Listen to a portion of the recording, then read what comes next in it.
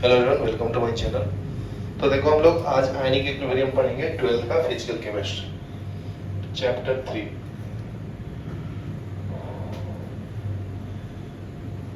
Ionic equilibrium.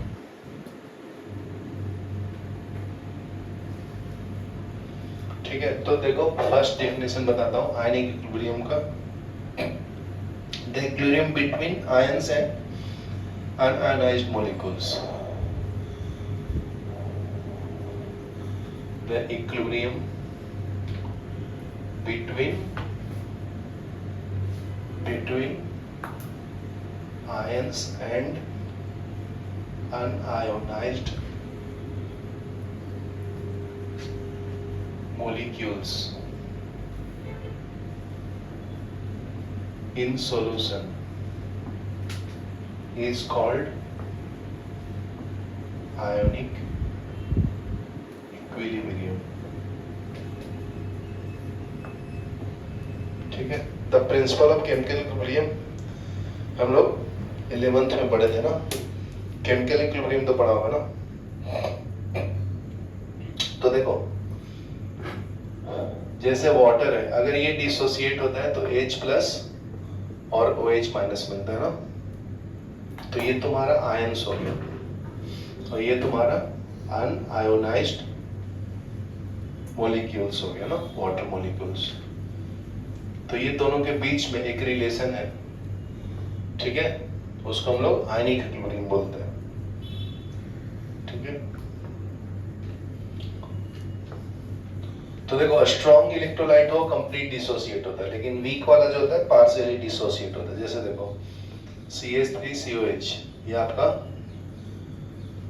Ethanoic acid है, ये dissociate होता है CH3COO माइनस और H प्लस में। ठीक है, तो मान लो तुम 100 मोल्स लिए तो ये 20 मोल्स ही रिएक्ट करेगा। ठीक है ना। अगर यही स्ट्रॉन्ग इलेक्ट्रोलाइट लिया, मान लो HCl, तो ये H प्लस और Cl माइनस में पूरा डिसोसिएट हो जाएगा। इनिशियली में अगर 100 मोल्स है, ठीक है, तो डिसोसिएट होने के बाद आफ्टर डिसोसिएशन तो ये बन जाएगा 100 मोल्स, ये 100 मोल्स। ठीक है, तो ये तुम्हारा वीक एसिड है, ये स्ट्रॉन्ग एसिड। तो इसको केमिकल लैंग्वेज में इलेक्ट्रोलाइट्स बोलते हैं, जो डिसोसिएट होता है।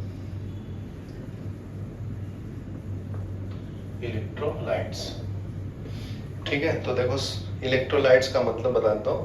Substance which give rise to ions when dissolved in water are called electrolytes. तो एसिड बेस्ड साल्ट कुछ भी हो सकता है वो। The substance which give rise to ions when dissolved in water are electrolytes.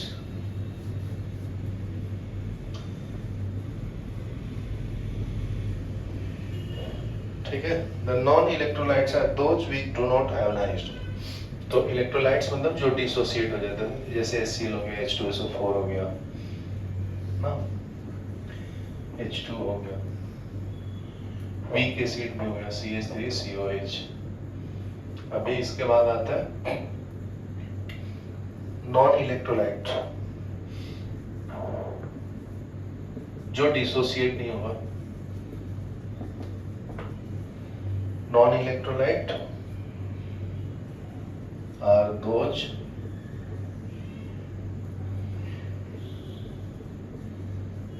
which do not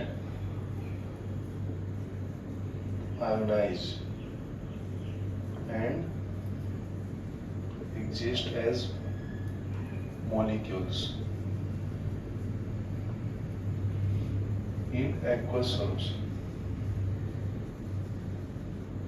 ठीक है, तो इसके अंदर मान लो ग्लूकोज है, ये आयोनाइज नहीं होगा, C6H12O6। ठीक है, ये लिख लो, फिर नेक्स्ट बताता हूँ। तो अभी नेक्स्ट पढ़ेंगे हम लोग क्लासिफिकेशन ऑफ इलेक्ट्रोलाइट्स। तो देखो नेक्स्ट है electrolytes are classified into a strong and weak electrolyte.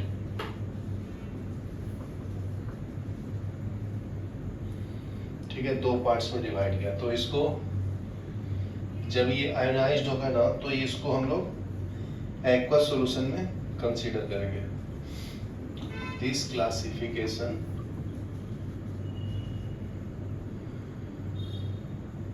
is based on their extent of ionization in dilute aqueous solution.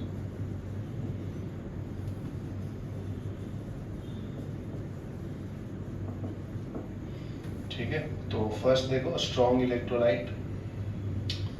तो इसका फर्स्ट क्लासिफिकेशन है स्ट्रॉन्ग इलेक्ट्रोलाइट्स। ठीक है, स्ट्रॉन्ग इलेक्ट्रोलाइट जो कंप्लीट डिसोसिएट होता है। द इलेक्ट्रोलाइट्स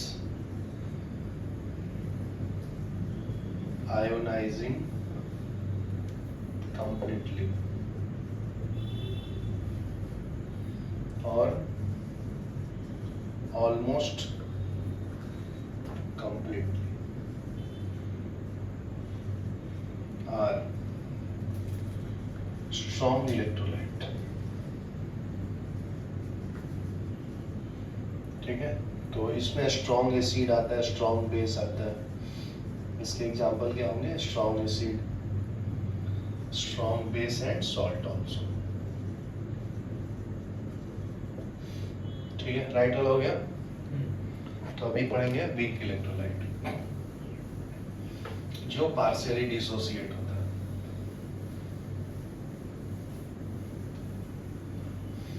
उसको हम लोग वीक इलेक्ट्रोलाइट बोलते हैं।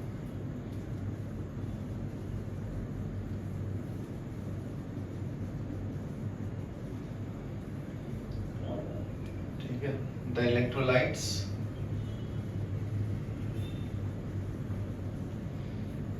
which dissociate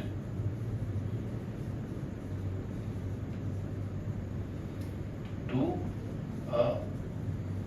a smaller extent in aqueous solution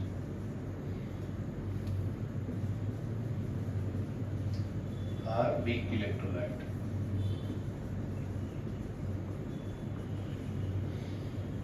ठीक है, weak electrolytes and weak base are the example of weak electrolyte।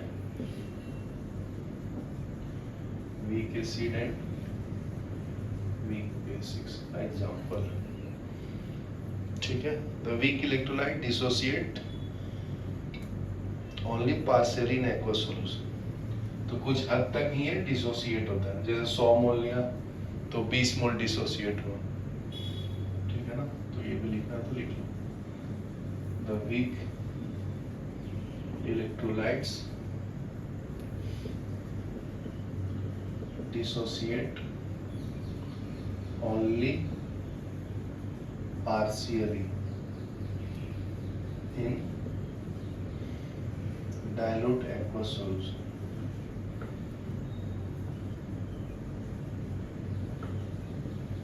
ठीक है, equilibrium thus can be established between ion and non ionized। तो इसलिए हम लोग एरो एक डालते हैं ना, फॉरवर्ड और बैकवर्ड का। ठीक है, यहाँ तक लिखो, फिर मैं डिग्री ऑफ डिसोसिएशन बताता हूँ। ठीक है, नेक्स्ट पढ़ेंगे हम लोग degree of dissociation. Degree of dissociation मतलब कितना परसेंट डिसोसिएट होता है वीक इलेक्ट्रोलाइट, उसके बारे में हम लोग पढ़ते हैं। उसको हम लोग अल्फा से रिप्रेजेंट करते हैं। अल्फा क्या है? Degree of dissociation. कितना परसेंट को रिएक्ट करेगा उसको हम लोग डिग्री ऑफ डिसोसिएशन बोलते हैं। ठीक है, तो इसका डिफिनेशन लिख लो. It is defined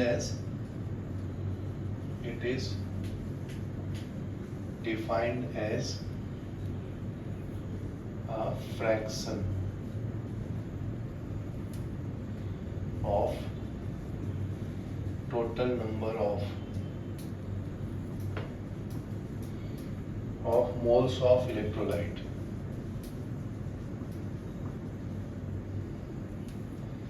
that dissociates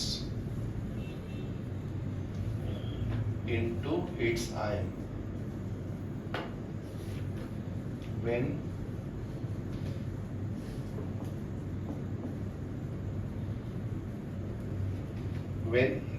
equilibrium is attained. तो इसको हम लोग अल्फा से रिप्रेजेंट करते हैं.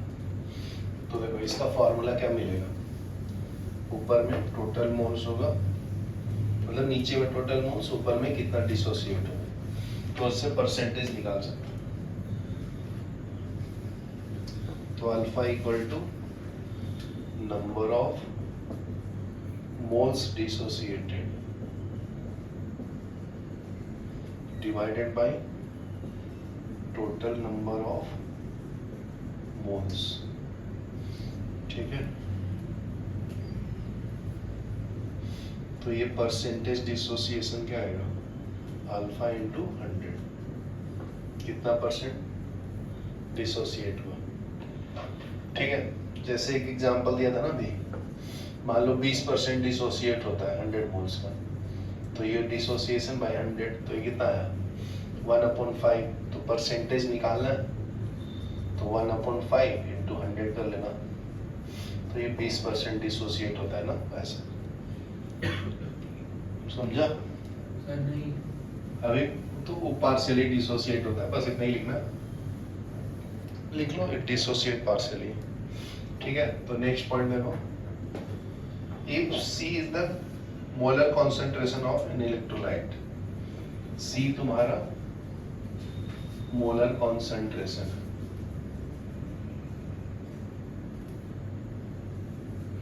of an electrolyte.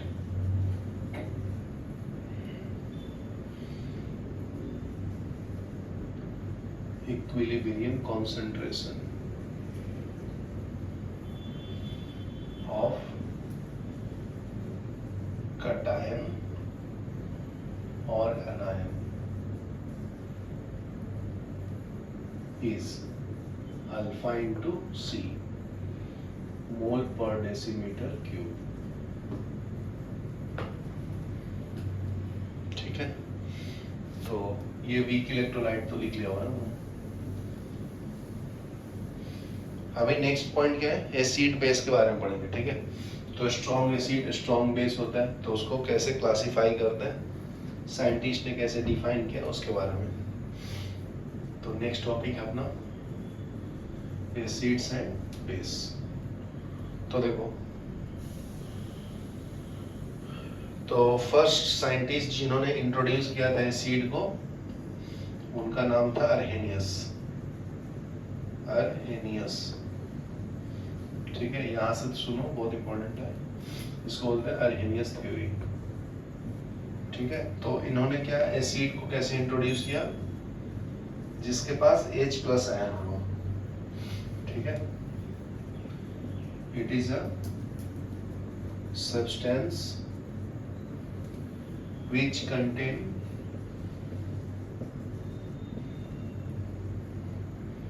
hydrogen and give rise to H+ ion. Give rise to H+ ions in aqueous solution.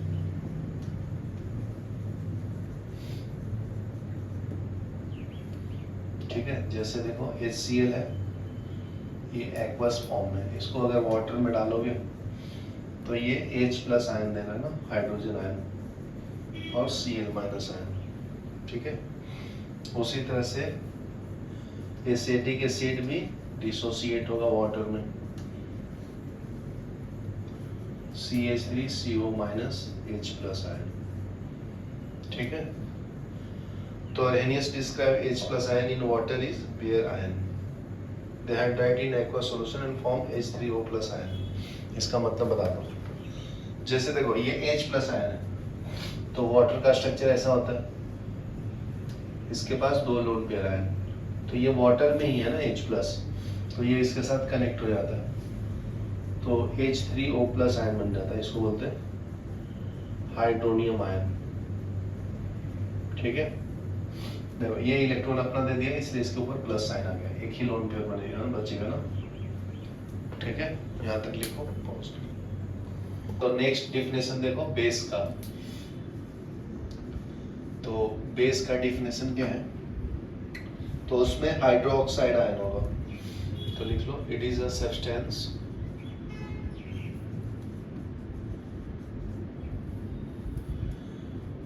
that contain OH minus ion group and produce hydroxide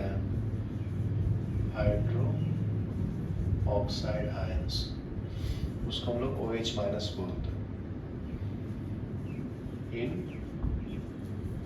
aqueous solution। ठीक है, तो इसका example देखो NaOH है, sodium hydroxide, ये dissociate होगा Na plus और OH minus में। एमोनियम हाइड्रोक्साइड क्या है, NH4 प्लस OH माइनस में। ठीक है ना, ये डिसोसिएट हो गया। Arrhenius theory account for properties of different acid and base is applicable only to aqueous solution, doesn't account for basicity of ammonia, we do not have। तो ये किसके लिए applicable नहीं है, जिसमें OH नहीं है। ठीक है, तो लिख लो it does not account for basicity of ammonia, sodium carbonate। ठीक है, which do not have OH group।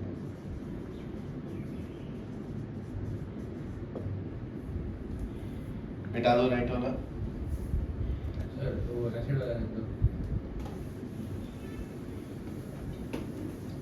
Next point देखो, नेक्स्ट पढ़ेंगे हम लोग। नेक्स्ट साइंटिस्ट बताया था, उनका नाम था Bronsted Lowry theory. Bronsted Lowry theory.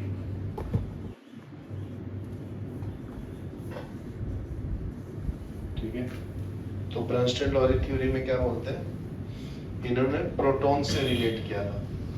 तो फर्स्ट डिफिनेशन एसिड के बारे में क्या बोला था, जो प्रोटॉन डोनेट करता है या H प्लस आयन देता है, it is a substance that donates a proton H plus to another substance,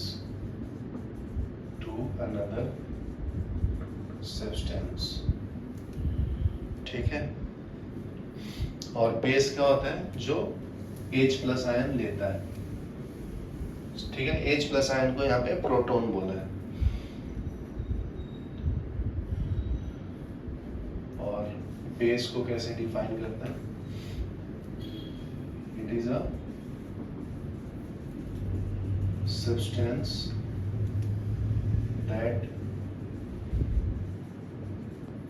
accepts a proton H plus ion from another substance। ठीक है, तो इसका देखो ध्यान से सुनना, इसका मैं रिएक्शन करके समझाता हूँ।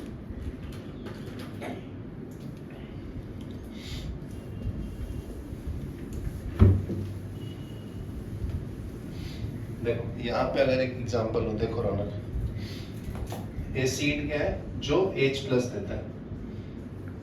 H प्लस मतलब यहाँ पे प्रोटॉन बोलते हैं। तो जो प्रोटॉन डोनर है वो एसिड है। एमोनिया देखो, एमोनिया का फॉर्मूला NH3 है, ठीक है ना। तो यहाँ पे एक लोन पेयर है, ये H+ को ले लेता है। तो जो प्रोटॉन एक्सेप्टर है ना वो बेस है, ठीक है। तो इसका क्या मिल जाएगा, कनेक्ट होके NH4+ बन जाएगा, एमोनियम आयन, ठीक है। लिख लो। सारे तो देखो, अगर इसको मैं रिएक्शन फॉर्म में लिखूं तो कैसे होगा, HCl + NH3। तो ये आपका एसिड 1 बोलता है ये, ठीक है। तो इसको अगर ये 1 है तो ये बेस ले लो, बेस 2, ठीक है। तो यहाँ से H+ इसको देगा तो NH4+, ठीक है ना। ये आपका एसिड 2 हो जाएगा, और ये Cl-, ये आपका बेस 1, ठीक है। फिर देना है तो देखो ये क्या दे सकता है, ये H+ देगा तो ये ले लेगा, फिर से अगर ये H+ देगा तो ये इसके साथ चला जाएगा ना, इसलिए ये एसिड है, और ये ले लेगा तो बेस, समझा। नेक्स्ट देखो आगे, आगे में क्या बोलता है, दूसरा एग्जांपल देखो। जैसे HCl है और वाटर, तो वाटर के पास लोन पेयर है, ये H+ देगा, तो ये तुम्हारा एसिड 1 हो गया, ये बेस 2 हो गया, ठीक है ना। H+ देगा तो ये बन जाएगा H3O+, तो ये एसिड 2 है, और ये बेस क्या मिलेगा इसमें, OH-, तो ये बेस 1 हो गया, ठीक है। तो ये कॉन्जुगेट एसिड बेस पेयर 2 है, इसको लिखेंगे क्या, कॉन्जुगेट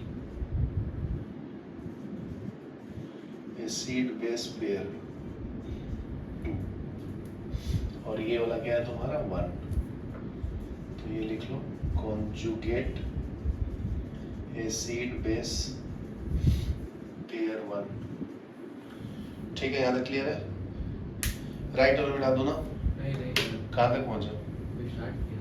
ओके, यहाँ तक लिखो रहा, ठीक है। नेक्स्ट हम लोग पढ़ेंगे लेविस थ्योरी। थर्ड साइंटिस्ट कौन थे, लेविस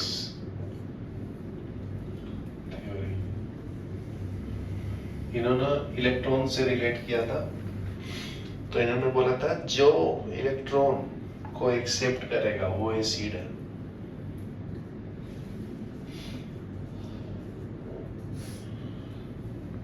एसिड।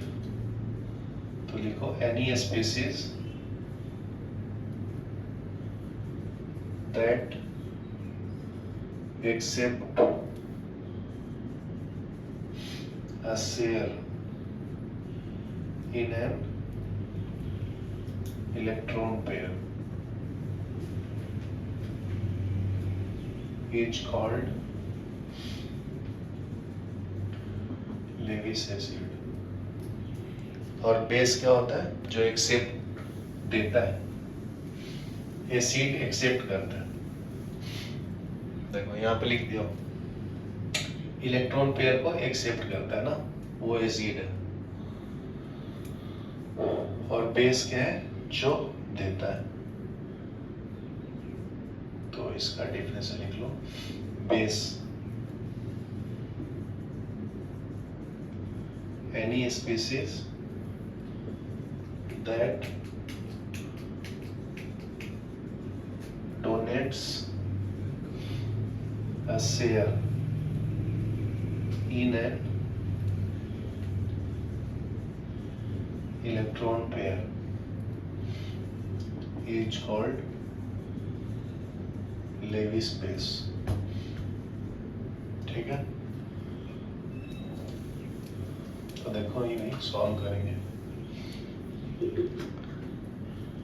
जैसे अमोनिया का स्ट्रक्चर क्या है, NH3, तो यहाँ पे इसके पास लोन पेयर होता है।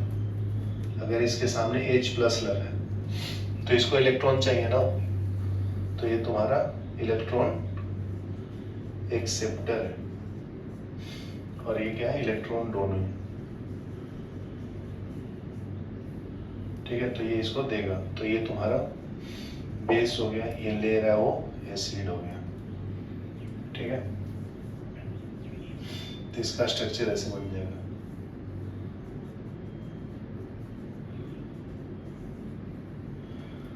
इस पे प्लस साइन आ गया ना, ये इलेक्ट्रॉन दे दिया है, तो लेफ्ट वन हो गया। 1 मिनट हो रहा है। चलो यहाँ तक लिखो। ठीक है, नेक्स्ट पॉइंट देखो, नेक्स्ट एग्जांपल क्या है, लेविस थ्योरी का। नेक्स्ट है एमोनिया। ठीक है, इसके पास लोन पेयर है, इसके सामने है BF3 बोरोन ट्राइफ्लोराइड। तो इसके लास्ट ऑर्बिट में इलेक्ट्रॉन कम है, मतलब इसके पास 6 इलेक्ट्रॉन्स ही है, 6 इलेक्ट्रॉन्स। ये कैसे बना वो भी मैं एक्सप्लेन कर देता हूँ। देखो, बोरोन का एटॉमिक नंबर है 5, 2,3। इसके लास्ट ऑर्बिट में 3 इलेक्ट्रॉन है, लिखो मत अभी, देखो इधर। बोरोन का एटॉमिक नंबर 5 है, 2,3, तो इसके लास्ट ऑर्बिट में 3 इलेक्ट्रॉन है।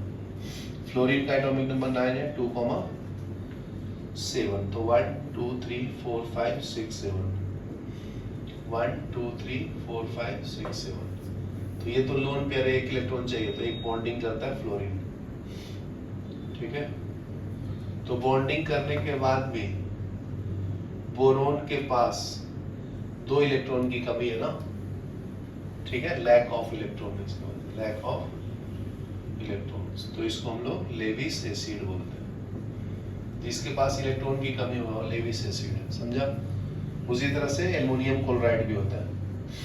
एल्युमिनियम का एटॉमिक नंबर 13 है, 2,8,3, तो एल्युमिनियम 3 क्लोरीन से बॉन्डिंग करता है।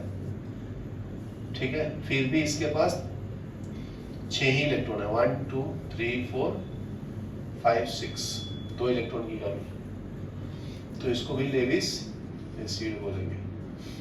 लैक ऑफ इलेक्ट्रॉन है ना इसके पास भी, इसको हम लोग दूसरे लैंग्वेज में डिफिशिएंट ऑफ इलेक्ट्रॉन्स बोलते हैं, समझा। अभी नाइट्रोजन देखो, नाइट्रोजन का एटॉमिक नंबर है 7, 2,5, तो 1 2 3 4 5। ठीक है, टोटल मिला के 8 हो गया, देखो 8 हो गया ना, 1 2 3 4 5 6 7 8, और एक लोन पेयर भी है, तो इसको हम लोग लेविस बेस बोलते हैं, समझा। लोन पेयर है ना, ये डोनेट कर सकता है, इसको चाहिए इलेक्ट्रॉन तो ये दे देता है, तो ये बेस और ये क्या हो गया, एसिड। तो लेविस ने ही बोला था ना, जिसके पास इलेक्ट्रॉन की कमी है, तो ये इलेक्ट्रॉन एक्सेप्टर है ना, और ये क्या है, इलेक्ट्रॉन डोनर है, समझा। तो ये तुम्हारा लेविस एसिड बेस का पेयरिंग हो गया, लिख लो ये। फिर आवाज आ रहा है। चलो अभी नेक्स्ट देखो, amphoteric nature of water. Amphoteric मतलब क्या होता है, जो एसिड बेस दोनों की तरह बिहेव करता है। Amphoteric nature of water, nature of water. ठीक है, तो देखो, water has ability to act as acid as well as base. Water has ability to act as acid as well as base, to act as acid as well as base। ठीक है, इसको हम लोग amphoteric nature बोलते हैं। Such behavior is known as amphoteric nature.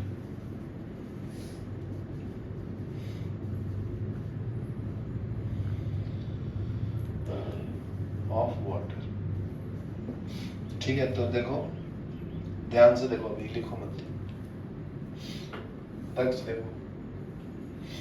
जैसे water है, इसके सामने अमोनिया है, ठीक है ना, तो हमको ऑलरेडी पता है इसके पास लोन पेयर है, तो ये तुम्हारा बेस है, ठीक ना। तो उस टाइम ये एसिड की तरह काम करेगा। तो एसिड क्या होता है, H प्लस देता है, तो H प्लस इसके साथ जाके अटैच हो जाएगा, ठीक है। तो NH4 प्लस बन जाएगा और OH माइनस आएगा।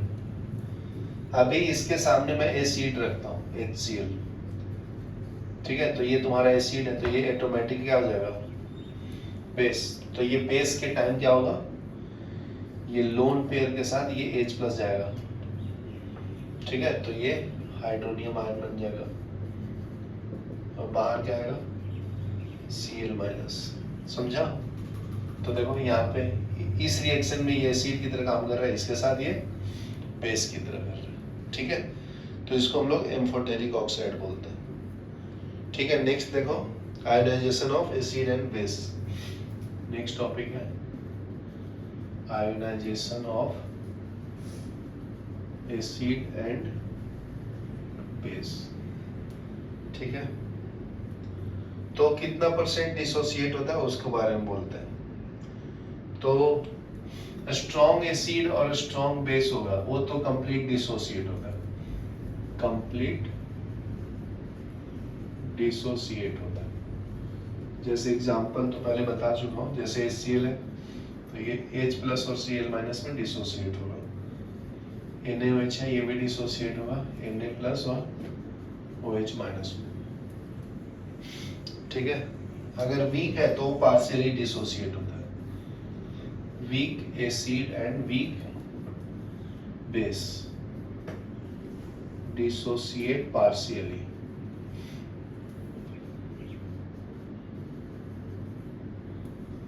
ठीक है।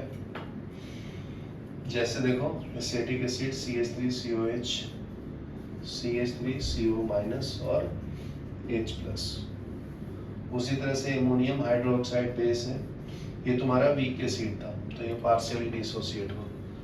अभी एमोनियम हाइड्रोक्साइड है तो NH4 प्लस और OH माइनस में डिसोसिएट हो, ठीक है। तो ये आपका वीक बेस है, ठीक है। यहां तक लिखो,